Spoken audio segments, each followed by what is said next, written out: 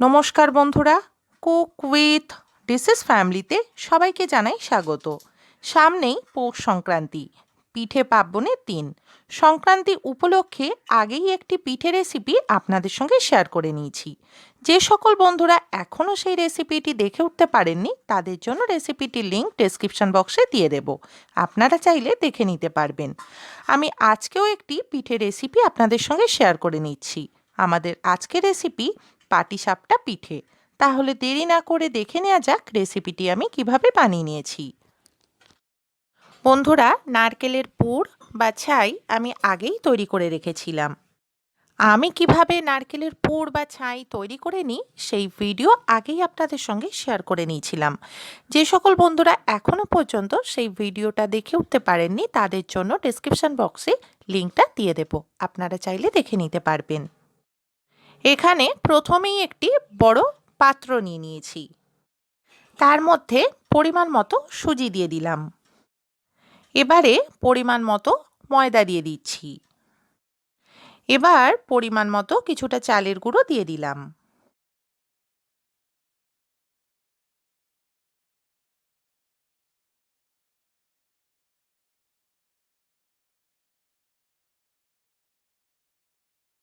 সামান্য পরিমাণে কিছুটা ছোট এলাচ গুঁড়ো দিয়ে দিচ্ছি।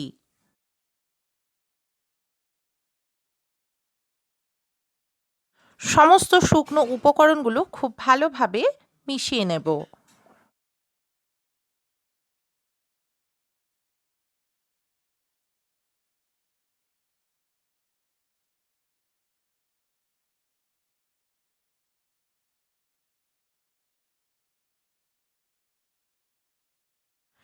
এবারে একটু একটু করে দুধ অ্যাড করব।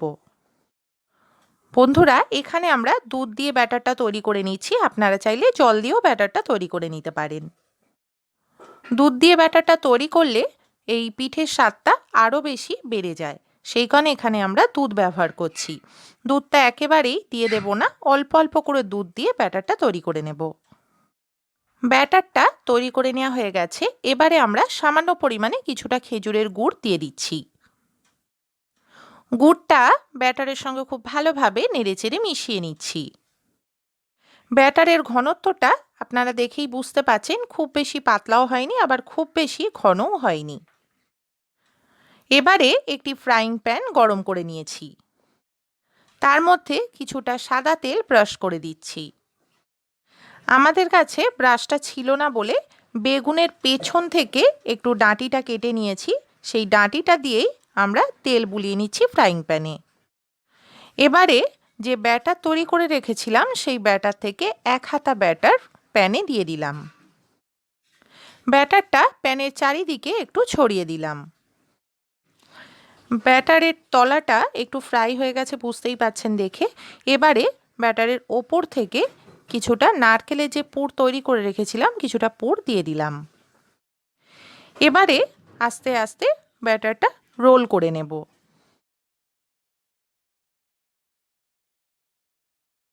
দেখুন বন্ধুরা, একটা পিঠে তৈরি হয়ে গেছে।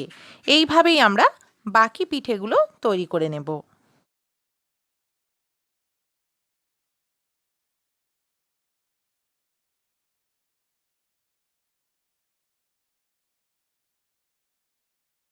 পাটিসাপটা পিঠে রেসিপিটি তৈরি হয়ে গেছে। রেসিপিটি এইভাবে বানালে খেতে হয় দারুণ। বন্ধুরা, আপনারাও আপনাদের বাড়িতে রেসিপিটি এইভাবে বানিয়ে দেখবেন। রেসিপিটি ভালো লাগলে ভিডিওটিকে লাইক, কমেন্টস অ্যান্ড শেয়ার করবেন এবং আরও নতুন নতুন রেসিপি পেতে আমাদের এই চ্যানেলটিকে সাবস্ক্রাইব করবেন। সকল বন্ধুদের জানাই পৌষ সংক্রান্তির অনেক অনেক শুভেচ্ছা। সকলেই ভালো থাকবেন, সুস্থ থাকবেন। নমস্কার।